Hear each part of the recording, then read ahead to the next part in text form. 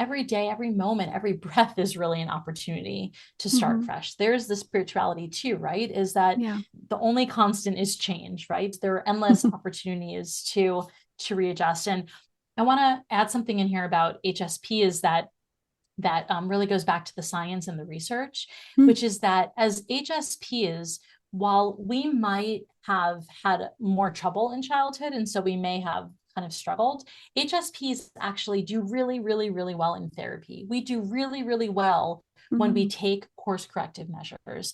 It's part of, I think, our deep processing. It's our ability to reflect and really go internal. And so if you're an HSP who's feeling like you messed up, whether it's with your children or yourself, be gentle on yourself. Mm. Shift your inner talk and get clear about what it is that you're wanting, because you can always readjust the direction that you're going in. Welcome to Heart Parents. Let's connect with our kids and learn together. I'm Carrie. I was a former teacher and speech therapist. I'm also a parent of two spirited, gifted, highly sensitive kids. I was quickly brought to my knees as a parent when I thought that I would see a rosy lens version of parenting just as they present on Instagram, but I quickly learned that's not real life. I will provide real life experiences and transform them into moments for connections and change for you to use in your house. Hi there, conscious parents. Before we start today's episode, it's Carrie here, and I wanted to reach out to ask you guys for a quick favor. As a follower of our show, we would love for you to give us a 5-star rating and leave us a review. It can be just a few words, that's it. And it really goes a long way with us, with the podcasting community on Apple or Spotify. So thanks so much for tuning in, and I'm so excited for you to hear today's message. Happy listening. Hi there, and welcome back. I'm Carrie, and I'm here with a very special guest today. We have Melissa Schwartz here today, and she specializes in highly sensitive people, which I love. That is a huge part of our lives. Everybody in our house is sensitive. My husband and I, we're always checking with each other, like, how you doing today? How are you feeling? And we're just a big ball of loving energy in our house. So, Melissa, thank you so much for being here with us. Thanks for having me, Carrie. Happy to be here with you. Yes, and I love that your main jam and bread and butter is highly sensitive people. I feel like this is become such a popular area, and we're learning so much about kids and adults. And are kids a big piece of the puzzle for you or a primary focus? Yeah, so primarily I work with parents and their children, although I also do work with highly sensitive adults. Hmm. But for me, it's all sort of one big basket, because most of us that are highly sensitive adults didn't really get what we needed in childhood. And so a lot of us are kind of struggling as adults to regulate our emotions and set healthy boundaries and not be people pleasers, not absorb the energy of other people around us. And so I love helping adults with it, but I also really love helping kids to grow up into adults who don't need my work in adulthood. Sometimes I Yeah. joke that I want to raise a generation of kids who don't have to go to therapy, which isn't really possible, but it's kind of a lofty goal that because my belief is really that when sensitive kids get their needs met in a really authentic, um, like holistic way in childhood, then they grow up as adults who are just sort of confidently walking through life. They don't have the same challenges that most of us as sensitive adults have, because when we were growing up, people didn't know about high sensitivity. So they did their best with us, but now we just know more. So I love helping parents and adults and children and anyone anywhere along that spectrum. Yeah, I love it. And I have met so many adults that have come up to me recently. I just did a speaking event last weekend with adults, and there were so many people, grandparents ages and parents ages, coming up and saying, "This is amazing. We needed this 2 eras ago, 1 era ago." And I'm so happy that we know this for our kids now. So I can imagine when these kids grow up, what they're going to be like in their generation. That's my hope, is that they are just more well adjusted and more able to handle life and all of the complexities and intensities. The world is also a lot more intense and overstimulating than it was when I grew up. Mm. And so Yeah. sensitive kids today are kind of dealing with a more challenging world, even though their parents might be more equipped to be able to help them. Yeah, yeah, that's wonderful. I'm so happy we have people like you and I out there. It was so fun to Yes. connect. We just overlapped with our messages. It's really cool. So I wanted to check with you. I recently found out that you also have the spirituality piece that you bring in. Do you bring that in with families? Do you bring that in with children? What does that look like for you? What have you found? Yeah. So for me, spirituality is, it's sort of in everything that I do. It's really hard to get away from it, right? Yeah. And I also have this belief that a lot of sensitive people struggle because they don't have spirituality in their life, because they feel like they're doing things on their own. They might not feel connected to a bigger experience than their own individual perspective. And so I think I just sort of infuse spirituality into everything, even if it's not deliberate or intentional. It's sort of like the background for all of the work that I do, especially when I work with parents. You know, I always say to parents when I start working with them, again, it's my belief that parents and children choose each other to have a life experience. And so when parents come to me and they are really distraught and kind of hysterical that their children are struggling or behaving in ways that are really concerning or challenging, what I remind them is the two of you chose this from a non-physical perspective so that you could have your growth, they could have their growth, and you haven't messed up and you haven't gone wrong, and you're not the wrong parent for them, and you didn't take on too much. Because a lot of times parents of intense sensitive kids feel like this was a bad choice. You know, I'm not equipped for this, right? Because it can feel so overwhelming, especially when you're dealing with a child who's really strong-willed or pushes back a lot or just has huge breakdowns and tantrums and can't really get through a day managing their emotions. And so I like to talk about the spiritual journey between parent and child, because that is, from my perspective, what the work I do is really about. It's not just about changing a child's behavior, it's about helping parents grow into who they really wanted to be when they decided to have this child. And it's also about helping this parent and child grow together so that in adulthood, they have a really beautiful relationship. I actually came to do this work because of my mom. My mom and I wrote a book together. We've been coaching, we share a practice for over 15 years now. And so it's not just what I believe for my clients, it's what I've seen in my own life. You know, my mom and I have a really beautiful, unique, loving, healed relationship that came from this kind of core belief that we showed up for each other to catalyze growth and to heal wounds and to expand who we are into these best versions of ourselves. So it really is infused into every aspect of the work that I do. Yes, I love that so much. My mom and I also grew up together. My mom was a single mom for a little while, and just that spiritual piece really helped us. So I love that. It's beautiful, and I love that you guys work together. That's so wonderful. What a neat connection. Yeah. I love you mentioned I feel like as a parent of highly sensitive kids and not knowing that when I first started and trying to fit into this box of perfect parenting or all of the parenting books that you read, because you're not given the highly sensitive child when you're pregnant. You're not given these different pieces of hear your heart. And is there any pieces that you would share with parents about intuition or reading parenting books? What would you say for a parent as they're going through this? Yeah. So this might be a little bit of a controversial perspective, but I actually think a lot of parenting books are not for parents of highly sensitive children. And I love Mhm. to use a metaphor of talking about highly sensitive people and kids, sort of like a Porsche, and the non-highly sensitive ones like a Prius.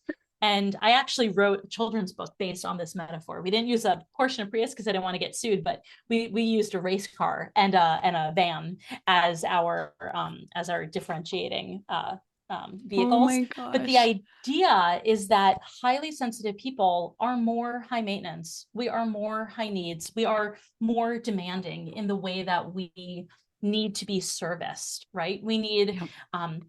We need the same things as a Porsche that we would need as a Prius, but we need them more nuanced. We need gasoline, but we might need the premium gasoline. We need an oil change, but we might need an oil change every 2,000 miles instead of every 5,000 miles. We want our car to be clean and shiny and look pristine. We care about those kind of things. And most parenting books are written for Priuses. And so when you have a highly sensitive child and you're reading the wrong manual to understand your child's needs, you're going to feel frustrated. You're going to feel like something's wrong with my child, that this manual isn't working. And so that's why I'm saying it's a little controversial, because most parenting stuff is not for parents of highly sensitive children. If you have two children that are hardwired differently, which was me and my brother, by the way, which is really how my mom and I came to this work. My older brother is like a Prius, and I am a Porsche with all the bells and whistles, every souped up option on the planet, right? And both of my parents were educators. My mom was actually an early childhood educator. And so when my brother was born, everything worked with him, all of the traditional wisdom. But when I was born, nothing worked with me. And so her belief was, something must be wrong with this child, because what I'm doing isn't working and it worked over here. And I think a lot of parents of sensitive kids feel that way. They try the traditional wisdom. They try timeouts. They try taking things away. They try, maybe yelling or getting stern or listen to me. They might even try like spanking or, these kind of traditional approaches that work with a lot of kids, but they don't work with sensitive kids because our needs are broader and more nuanced. And so we need child-specific strategies that are for the highly sensitive child, which is why I focus in this area. There are actually, we didn't really talk about the statistic, but it's thought that somewhere between 20 and 30% of the population is highly sensitive, which is like a quarter to a third of the population. There are a lot of highly sensitive children. And I also think a lot of them are being diagnosed with other things. So they're being given, sort of diagnostic labels, and parents are using traditional stuff with them, and that's not working. And so the more we talk about high sensitivity and help the masses understand it and come to understand what these children need, which is just slightly different. It's not a huge difference. Taking care of a Porsche is not a completely different experience than taking care of a Prius. It's just a little more specific, a little more maintenance, a little more frequency in terms of taking care of it, right? It's the same concepts. It's just upped a little bit. And so that's why most traditional parenting stuff just doesn't work for sensitive kids. And we'll be right back after this message. Hi there, Changemaker moms and dads. It's Carrie here. I hope you're enjoying today's episode. If there's any pieces of this episode that resonate with you, we would love for you to share it with a friend. A little helping hand goes a long way. We appreciate you tuning in, and here's more. Yes, for sure.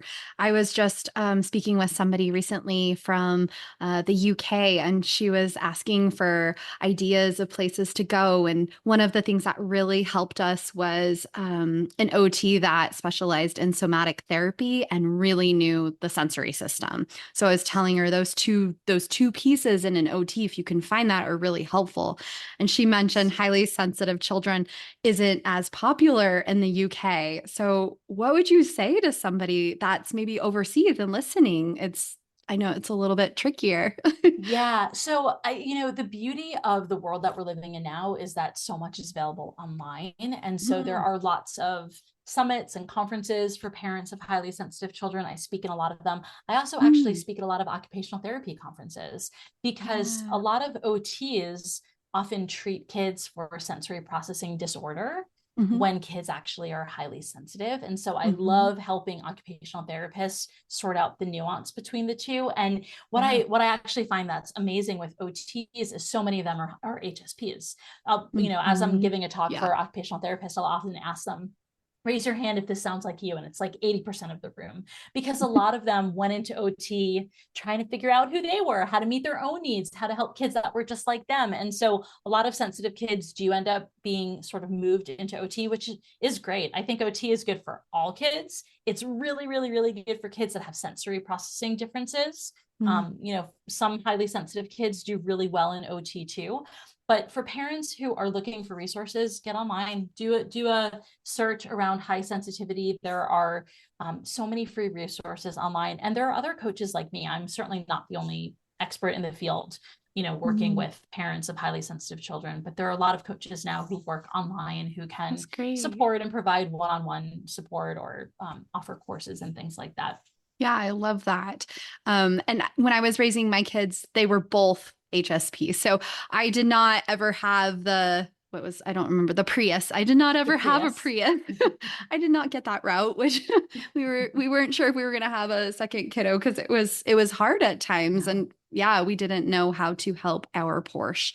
But having the two HSP kids, it's helpful for me because I know, hey, your brother went through this and it was a phase and we could help him through it. And I know this is possibly a phase for you that you will be able to learn how to go with it and you will adjust to this and we can teach you tools too. So it was kind of nice to know, but I can't imagine going from a Prius and then jumping into the Porsche. It would be a little different for sure. Some parents have the other experience, right? Where they have a really intense high needs baby and then they get a really easygoing one. But a lot of families that I work with, what I find is either they're one off, they have one and it's more than enough, or they had a really easy one and then the second one came along and they're like, what is going on here? This is so different from the first one. And so they, I think it's normal and natural to think something's wrong, right? Because as parents, we want the best for them. And so we worry if something seems amiss or like it's not typical.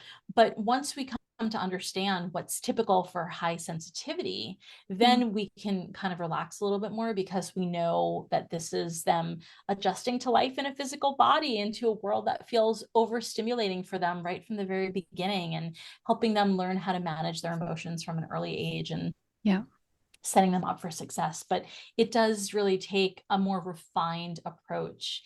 And here's the other piece, Carrie, is fortunately, high sensitivity is a genetic temperament trait. So typically at least one parent is highly sensitive. It sounds like in your home, both of you are highly sensitive. Yeah. And so when a parent is highly sensitive, they usually have an understanding of what's going on for their child. I've actually found it's really interesting in my practice. I work with a lot of families of adopted children because what tends to happen is when two parents are not highly sensitive and they adopt a child who's not biologically theirs, who is highly sensitive, there can be a really big learning curve to understanding what's going on. And they might think it's like adoption trauma or something else that's going on for this child, when in fact they're highly sensitive and neither parent can really put themselves into the experience of the child. But in a family with biological children, it tends to be that at least one parent themselves is highly sensitive. And so there's usually an easier understanding of what's going on because as a child, we experience some of that. And as an adult, we still experience some of it. And so we can usually really relate to them.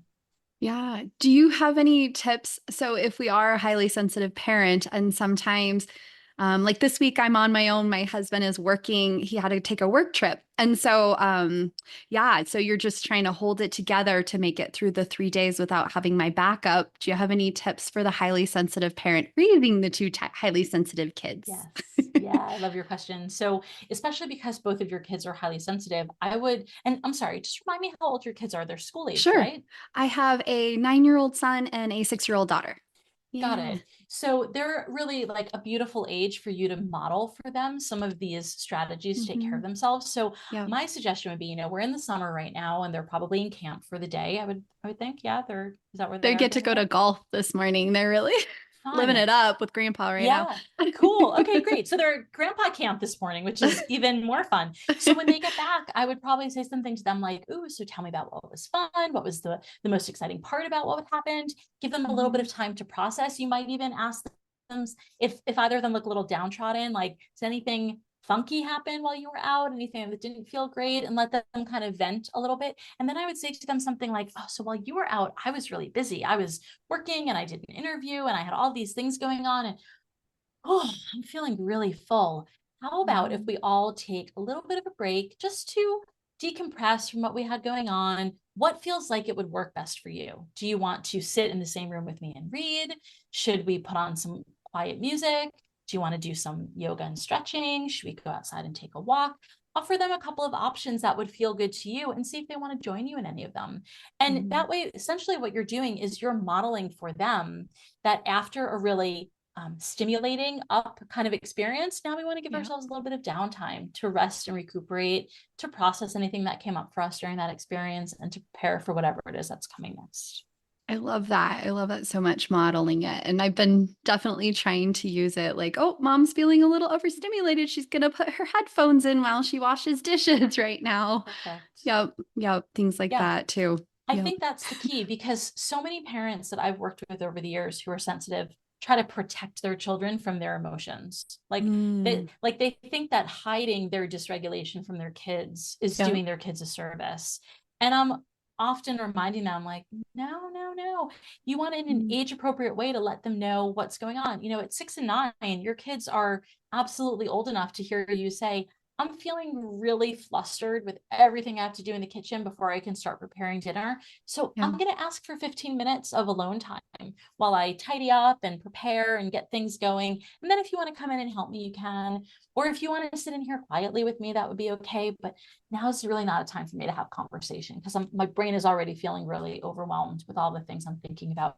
It is absolutely appropriate, and it's beneficial when you Yeah. can model that for them, because Yeah. most of us kind of hold it in. We don't want them to know it. And then we either explode or we Mhm. implode, and they don't really understand what's happening. But when we walk them through, it's almost like we become an inner monologue for them in a way, so that Mhm. they can learn how to process what they're feeling in this Yeah. appropriate language, and have these really appropriate strategies to deal with the intensity of whatever they're feeling.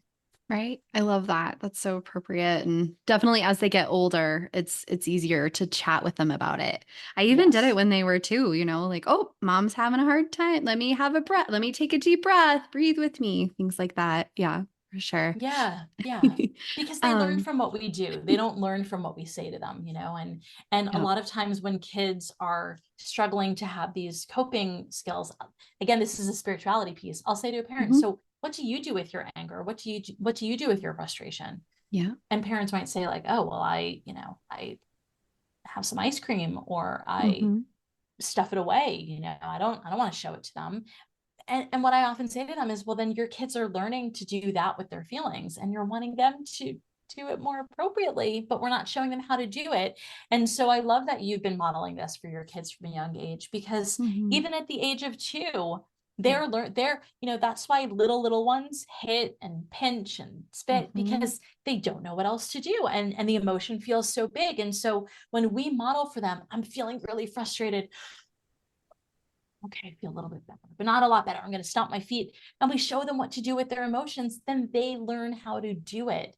And it Hmm. becomes a natural part of their growing up. You're raising kids that aren't going to need therapy when they grow up, because you're showing them from an early age what to do with those emotions, so they're not left alone with them, for them Hmm. just to, otherwise it's like the emotions just kind of run ragged through their body. And then kids feel badly that they're feeling them, because they think they're inappropriate, because they've never learned what to do with them in an appropriate way. So I want to Yeah. just celebrate that you've been doing this with your kids for so long. It's Hmm. a shift. It's deviating from what most of us grew up with and what most of us do in our own lives.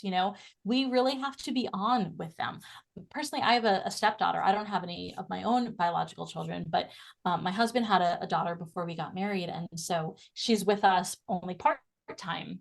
And Hmm. I got to tell you, he and I often talk about how when she's with us, we are on our A game in the way that we're Hmm. modeling things. And when she's not with us, sometimes we slack off a little bit. And so Hmm. I really get to, like, kind of waffle in and out of that. And Yeah. I feel the real challenge of being on it with her, because I want her to learn from me appropriate things, not inappropriate things, right? The behaviors that I really want her to learn. And it's a little bit easier when we don't have kids around us to fall into our old stuff. But that's the real spiritual growth that comes from being a parent, is Yeah. being that model for them, because we so want them to see that from us.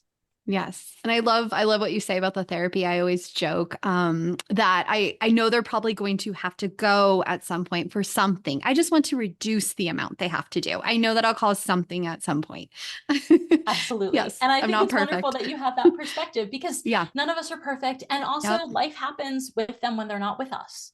And so Hmm. there are things that happen in friendships or other Hmm. experiences in life that can Yep. be difficult for them. And so we can try our best to protect them and shield them and give them these really lovely, healthy Mm-hmm. childhoods. And then, life also happens. And so we just do Yes. the best that we can. Yep. Just doing our best. And it's interesting you mentioned how we didn't grow up with these pieces. It's very true. And when I first started, and my husband and I both started, I said, "Hun, I want to try talking to our kids like this. This is how we're going to parent these pieces. Our kids need this." Went into all the explanations and all of it. It felt like we were speaking a different language at first. It was so challenging. Yeah, you get really caught Yeah. up in what you're saying. I think Mm-hmm. so too, because so many of us didn't have that model to work from. Mm-hmm. And Yeah. what I also see sometimes is parents will really swing the total opposite direction. So if they grew up in Mm-hmm. a family Yep. that was really perhaps strict and maybe we grew up not feeling like we had a lot of choices, maybe we become over permissive or we give our kids too many choices and Yep. we like lose that middle ground. And so I am personally a real fan of finding this middle path of not Mm-hmm. really parenting from one extreme or the other. Yes. And here's the other piece is you can have two highly sensitive children who also have different kinds of needs, who have different styles, Mm-hmm. who have different, I talk sometimes about subtypes of high sensitivity. Mm. Being an HSP doesn't always look the same. There are all of Yep. these different nuances. It's like a Porsche. You can have this kind, you can have that kind, this color, this sport package, right? There's Mm-hmm. nuance in the way that we are growing and experiencing the world. And so there's sometimes even nuance in the way that we parent two different sensitive children. But I love that you and your husband were so deliberate about it and really took the time to plan how you wanted to speak to them, what kind of relationship it sounds like you wanted to have with your kids, what Mm-hmm. kind of environment you wanted them to grow up in. I think that is something that most people don't think about when Mm-hmm. they're becoming parents. They think about the cute outfits and the parties and the name and the vacations and it's like I think about it's like the Instagram life. Like, Oh, what are yeah. those snapshots? Yes. And those are always going to happen. Those are going to be easy to make happen, but it's the hard Mm-hmm. moments. It's the ones that we don't want to put on Instagram. It's the ones that we don't want our neighbors to hear. Those are the moments that we really want to be deliberate about. How are we going to handle those Mm-hmm. tough things? Because that's life and they're going to happen, right? And Yep. so Yep. having a plan with our partner is such a wonderful approach to it. And so Yeah. it Yep. sounds like you and your husband really took the time to think about it, which is fabulous. Yes. And it wasn't before my son was born. It was like in the heat of it, right? Like Carrie I had my spiritual friends that said, put down the baby book, burn the baby books, burn the parenting book.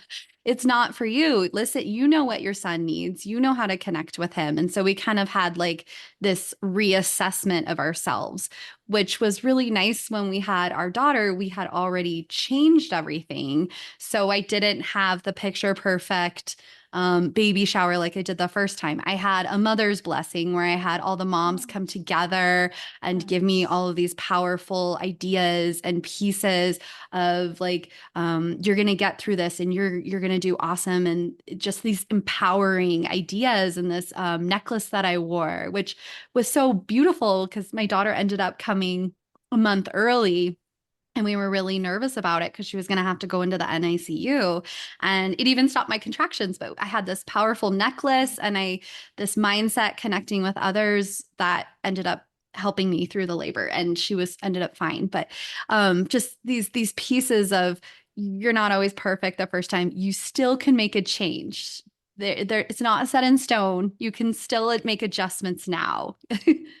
Yes. Yes, and I think we can always make adjustments as sensitive Mm-hmm. people. A lot of times I hear from a lot of sensitive adults like, well, this is who I am and life has been really hard and I had this trauma or this terrible Mm-hmm. relationship and so here's where I am. We can always readjust. We can always course correct. We can Yeah. always start anew. I mean, every day, every moment, every breath is really an opportunity to start Mm-hmm. fresh. There's the spirituality too, right? Is that Yeah. the only constant is change, right? There are endless opportunities to readjust. And I want to add something in here about HSP is that really goes back to the science and the research, which is that as HSPs, while we might have had more trouble in childhood, and so we may have kind of struggled, HSPs actually do really, really, really well in therapy. We do really, really well when we take course corrective measures. It's part of, I think, our deep processing. It's our ability to reflect and really go internal. And so if you're an HSP who's feeling like you messed up, whether it's with your children or yourself, be gentle on yourself. Shift your inner talk and get clear about what it is that you're wanting, because you can always readjust the direction that you're going in. If you just yelled at your child or you had a really hard moment, go in and apologize. I had to do that last week. I snapped at my stepdaughter over something and I felt really bad about it. And it took me a little while to really sit with myself and get clear about what happened and why was it so triggering for me. And I went into her and I said, sweetie, I want to say something. I'm sorry for snapping at you.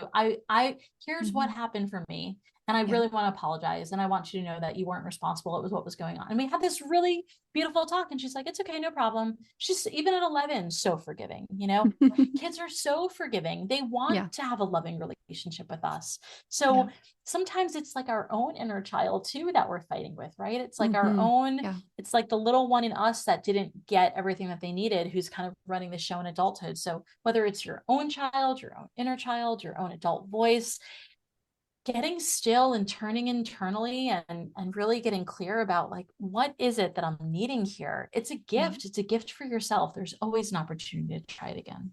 Yes. Yes. And I love how you're talking. Also, you had kind of alluded to the superpower pieces of HSP, because I feel like we might also see terms of negativity with HSP. It's not often accepted by society or people in society. The workplace can be really hard, I'm sure, for a lot of HSP people. What would you say your superpower is, Melissa? So I would say that for me, being an empath has sort of turned into a superpower, because a lot of people who are empaths really struggle with it. And I know that I did when I was younger. I couldn't really sort out what was mine and what was someone else's. But in the work that I do, being able to feel into the experience of somebody else and really kind of tap into what's going on for them has just really elevated my ability to support people. And so I want to say that I don't always love using the term superpower, because it almost seems like we're better. There's an elite piece to it. I've been trying to think in my mind of a way to rephrase superpower. I'm trying to empower my kids with it. Yes. So I'm trying to, there's a balance. I'm trying to figure it out. Yes. And I love the idea of empowering, right? Because I think that even a Prius has empowerment, right? Even though it's sort of like lower performance, part of its empowerment is it's kind of low needs and it doesn't ask a whole lot and it still functions really well. It's easy, but being easy isn't necessarily a superpower, right? It's like it's just part of who they are. I think with HSPs, what's really important is to see who we are as being neutral, because when we're struggling in an aspect of our sensitivity, it doesn't mean that we're lacking a superpower. It just means that maybe we're lacking some tools, or we're really overwhelmed, or life has been challenging lately, or we're experiencing a major transition. And so when we're feeling like we're in our superpower, it's really, I think, more about feeling like we're owning that aspect of ourselves. We're utilizing it to its highest benefit. We're integrating it into our life in a way that it's really feeling useful and powerful. And so I think the other piece to always keep in mind is that as HSPs, there's I believe, a biological reason that we make up a third of the population. If everybody was highly sensitive, it wouldn't be highly sensitive. It would just be, this is who everybody is. You know, it's like how the whole herd is functioning. And if there were fewer of us, then we probably wouldn't have enough of an impact. There wouldn't be enough of our you know, kind of collectiveness in the population to have an impact. So I like to think that we are exactly right. We are showing up in the right numbers. We are showing up in the right positions. You know, sensitive people have actually tremendous leadership qualities. We're creative, we're innovative, we can see big picture. We often care about how things are impacting other people. We do really well in positions of leadership and roles as directors and things like that. And so if you're an HSP listening to this and you're struggling in your workplace or even in your family or your community, you know, for all of these different places where we can be leaders. I think the real key is to step back and say, what about this isn't working for me?